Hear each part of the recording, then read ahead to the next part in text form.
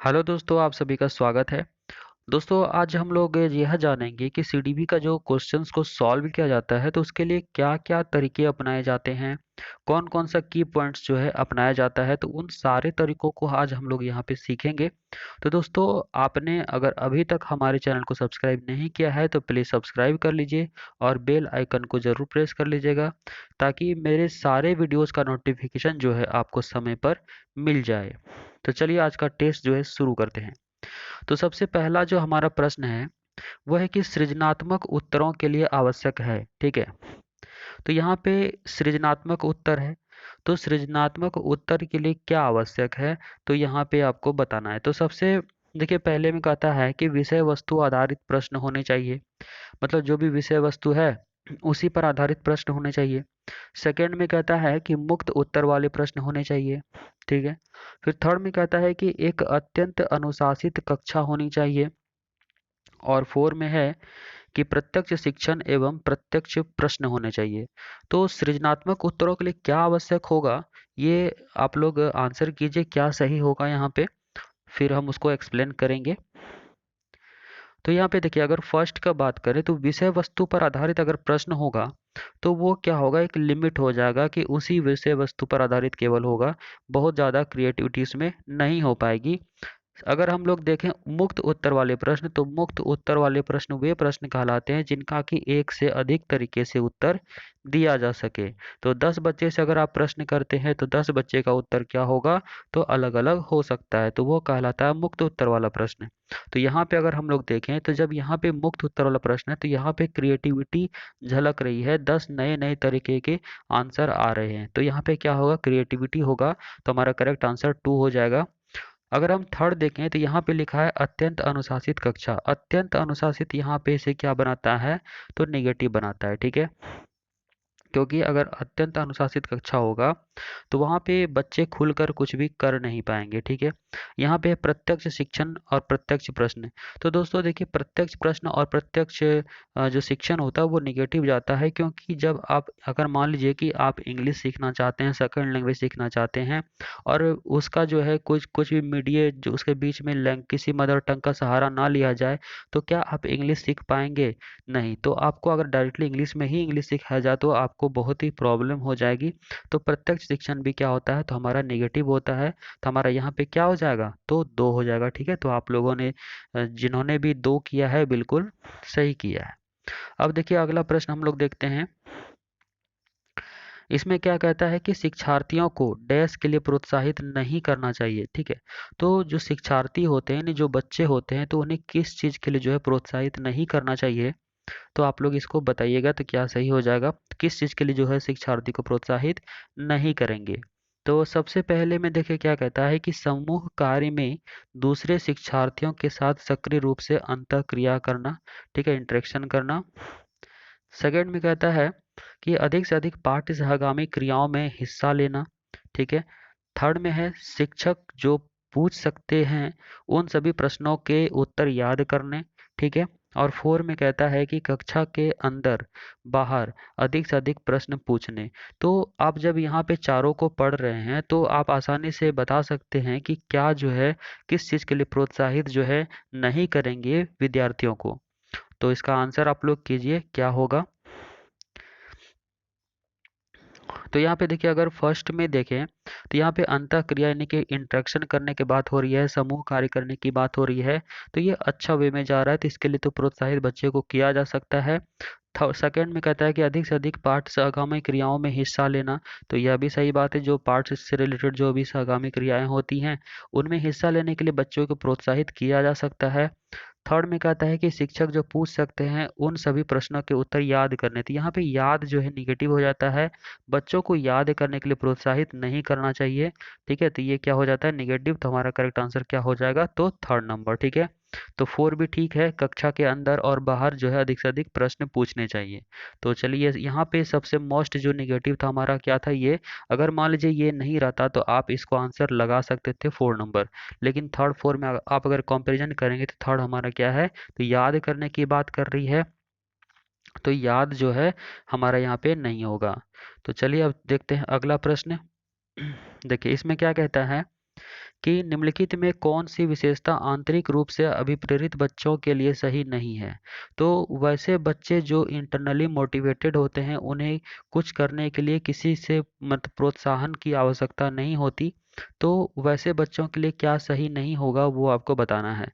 तो देखिए सबसे पहले में क्या कहता है कि उन्हें कार्य करने में आनंद आता है।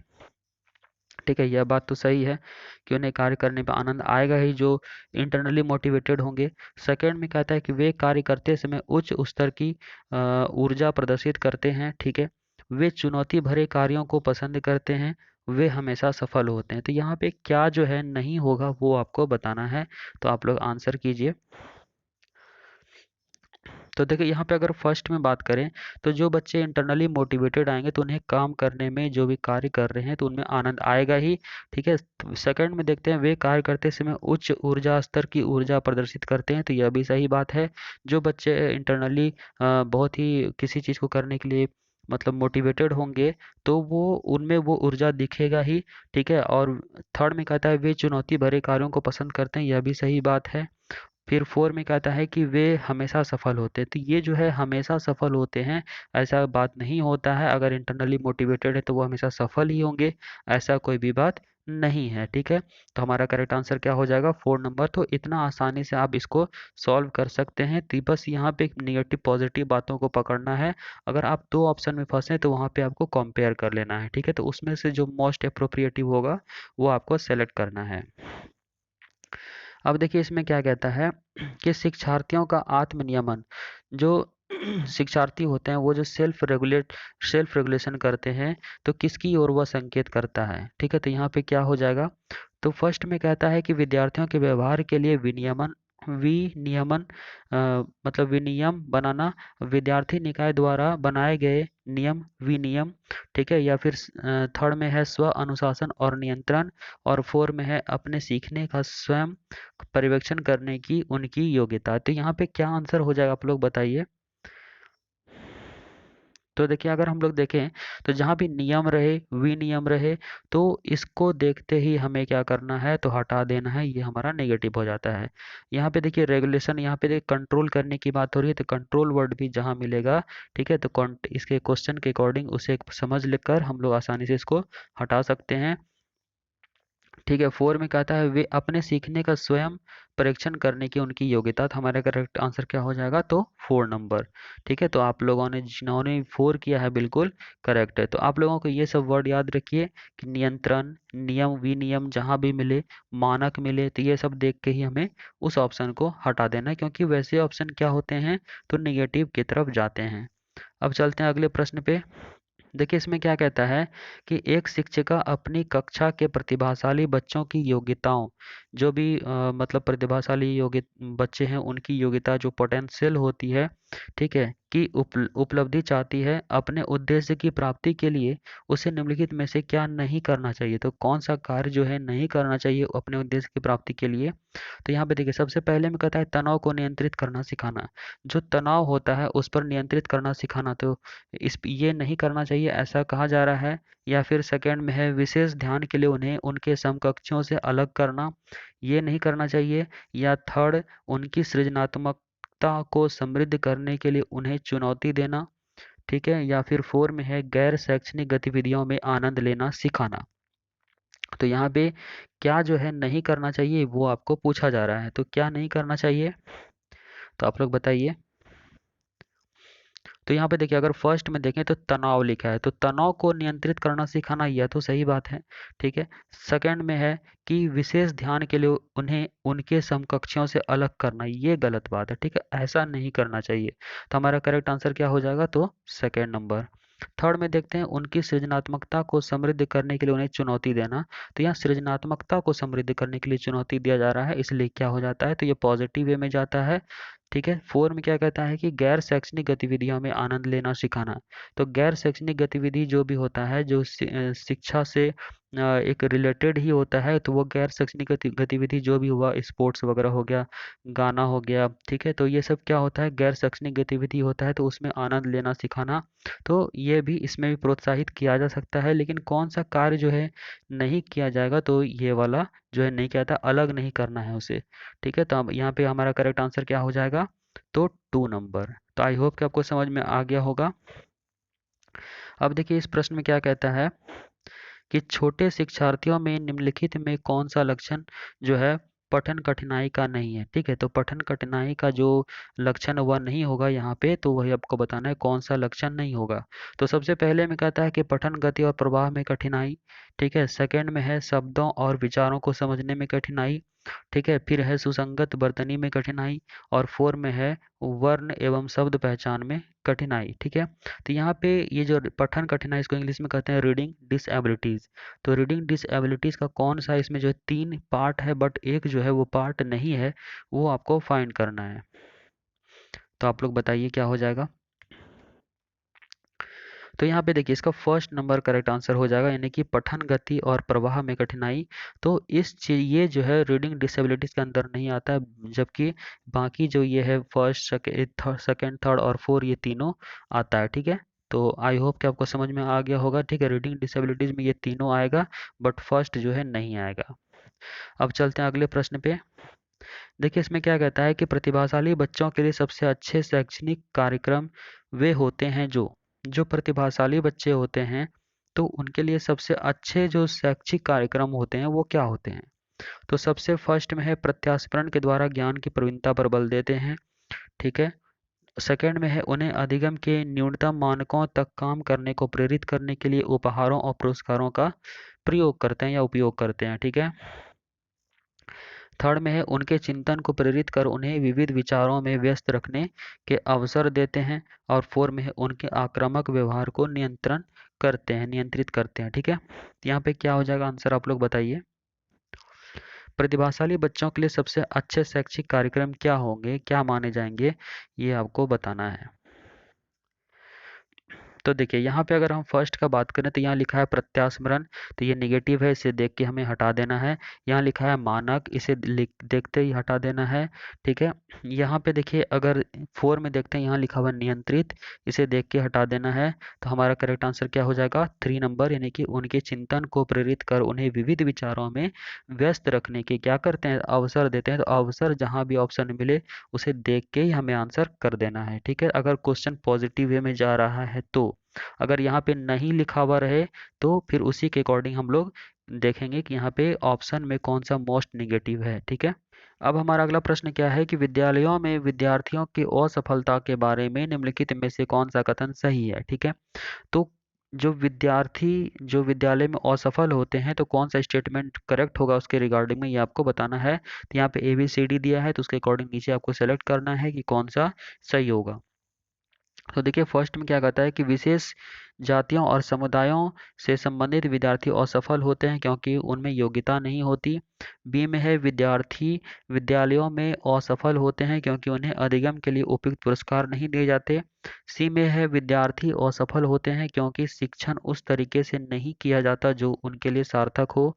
डी में है विद्यार्थी असफल होते हैं क्योंकि विद्यालय व्यवस्था प्रत्येक विद्यार्थी की आवश्यकताओं और अभिरुचियों का ध्यान नहीं रखती। तो यहाँ पे क्या करेक्ट हो जाएगा आपको बताना है। ठीक है, तो विद्यार्थी जो है विद्यालय में क्यों असफल होते हैं। तो देखिए फर्स्ट में क्या कहता है कि क्योंकि उनमें योग्यता नहीं होती, ऐसा कोई भी बात नहीं है। ठीक है, इसलिए इसको हम लोग नहीं लेंगे, तो फर्स्ट हमारा कैंसिल। अब चलते हैं अगले प्रश्न अगले ऑप्शन पे। इसमें देखिए क्या कहता है कि विद्यार्थी विद्यालय में असफल होते हैं क्योंकि उन्हें अधिगम के लिए उपयुक्त पुरस्कार नहीं दिए जाते, ऐसा कोई भी बात नहीं है। ठीक है, अब हम देखते हैं अगले में। देखिए इसमें क्या कहता है कि विद्यार्थी असफल होते हैं क्योंकि शिक्षण उस तरीके से नहीं किया जाता जो उनके लिए सार्थक हो। ठीक है, बिल्कुल करेक्ट बात। डी में कहता है विद्यार्थी असफल होते हैं क्योंकि विद्यालय व्यवस्था प्रत्येक विद्यार्थी आवश्यकताओं और अभिरुचियों का ध्यान नहीं रखती, यह भी सही है। तो हमारा करेक्ट आंसर यहाँ पे क्या हो जाएगा, तो सेकेंड नंबर। ठीक है, तो जिनका 2 है बिल्कुल सही, यानी कि सी और डी। ठीक है, तो आई होप कि आपको समझ में आ गया होगा क्वेश्चन। अब चलते हैं अगले प्रश्न पे। अब देखिए इसमें क्या कहता है कि यदि कोई शिक्षिका चाहे कि उसके विद्यार्थी समस्या समाधान कौशल प्राप्त कर ले तो विद्यार्थी को ऐसे क्रियाकलापों में लगाना चाहिए जिनमें हो। ठीक है, तो क्या होगा, तो यहाँ पे 4 ऑप्शन आपके पास गिवन है। ठीक है, तो पहले में है प्रत्यास्मरण रटना और समझना, सेकंड में है बहुविकल्पी प्रश्नों और स्तरीकृत कार्यपत्रक, ठीक है, थर्ड में है ड्रिल और अभ्यास, और फोर में है पूछना, तर्क करना और निर्णय लेना।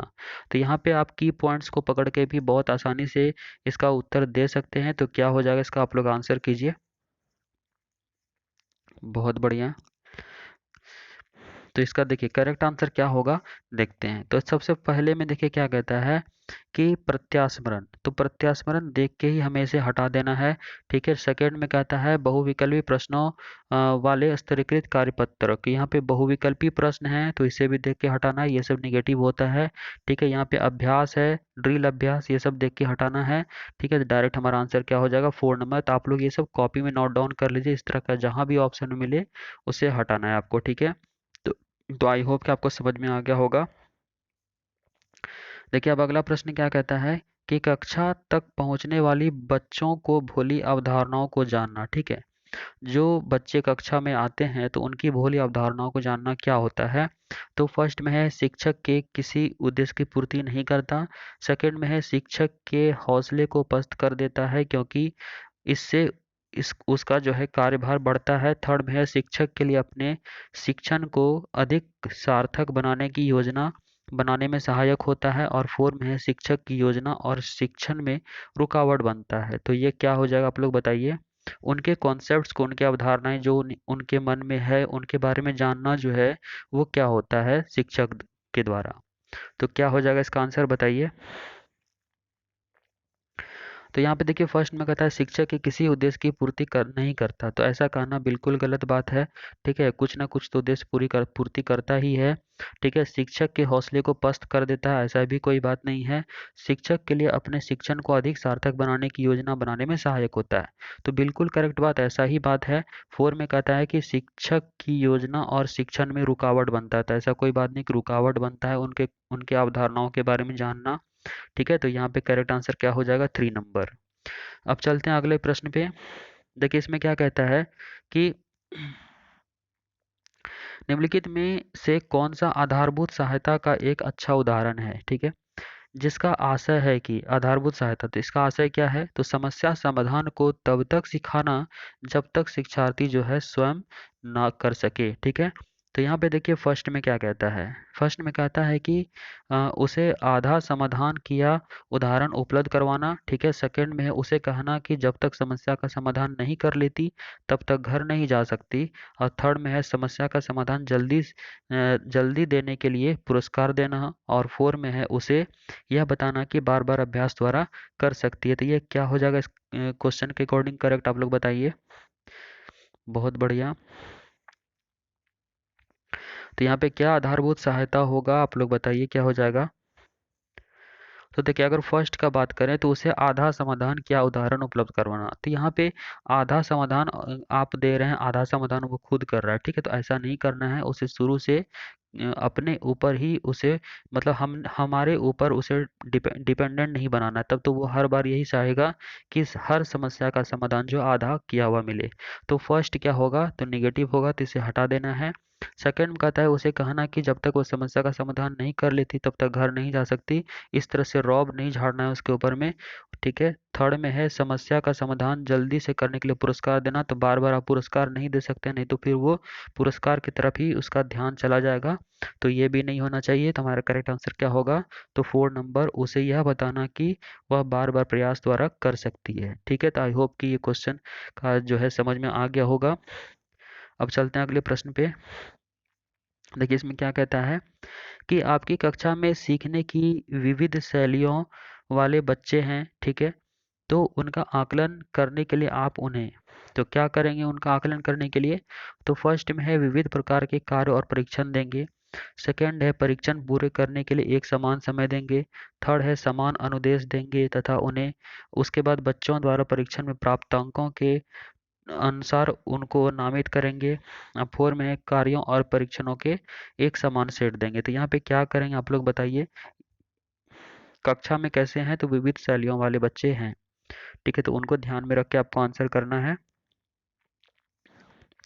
तो यहाँ पे देखिए अगर हम देखते हैं सेकंड में, तो यहाँ कहता है परीक्षण पूरे करने के लिए एक समान, तो एक समान समय आप सभी को नहीं दे सकते हैं, क्योंकि इंडिविजुअल डिफरेंसेस होते हैं क्लास में, तो किसी को कम किसी को अधिक समय लगता है, तो एक समान समय देने से जो मान लीजिए कमज़ोर बच्चे हैं तो उन्हें अधिक समय लग गया तो वो फिर नहीं कर पाएंगे और उनके मन में नेगेटिविटी आ जाएगा, तो ये भी गलत बात है। ठीक है, तो समान अनुदेश देंगे, समान अनुदेश भी आप नहीं दे सकते, समान एक समान जहाँ भी मिले उसे देख के आपको हटाना है। ठीक है, उसके बाद लिखा है कार्यों और परीक्षणों के एक समान सेट देंगे, तो एक समान सेट नहीं देंगे, क्योंकि अगर किसी भी तरीके से अगर मान लीजिए कि वो देख नहीं सकता है या फिर वो सुन नहीं सकता या जो भी तरह का उसके उसके अंदर डिसेबिलिटीज़ है, तो उसके अकॉर्डिंग ही आपको जो है करना होगा, आपको मेथड अपनाना होगा। ठीक है, तो यहाँ पे देखिए फर्स्ट हमारा करेक्ट आंसर हो जाएगा ना कि विविध प्रकार के कार्य और क्या करेंगे, तो परीक्षण देंगे, इसी के द्वारा आप क्या करेंगे तो आकलन कर पाएंगे, तो ये बेटर हमारा आंसर होगा। अब देखिए अगले प्रश्न में क्या कहता है कि माध्यमिक विद्यालय की कक्षा में शिक्षिका के पास एक बधिर बच्चा है। ठीक है, तो एक बधिर बच्चा है, उसके लिए यह महत्वपूर्ण है कि, तो क्या महत्वपूर्ण है, अगर बच्चा नहीं सुन पाता है तो क्या महत्वपूर्ण है, तो सबसे फर्स्ट में है कि उसके प्रति संकेत करें, जिसे वो बच्चा बार बार नहीं कर पा रहा है, तो उसको आप क्या करेंगे इंडिकेट करेंगे। ठीक है, 4 है, सेकंड है कि बच्चे को डांट फटकार कर उसे अलग बैठाएं ताकि वह बधिर केंद्र में प्रवेश ले। ठीक है, थर्ड में है विद्यालय सलाहकार की से आग्रह करें कि वह बच्चे के अभिभावकों से बात करे तथा बच्चे को विद्यालय से हटाने के लिए कहे। ठीक है, और 4 में है वह बच्चे को उस स्थान पर बैठाए जहां वह शिक्षिका के होंठ तथा चेहरे के भाव स्पष्ट रूप से देख सके। तो यहाँ पे क्या करेक्ट आंसर हो जाएगा, आप लोग बताइए। अगर बधिर बच्चा है तो क्या किया जाएगा, क्या इसमें करेक्ट होगा।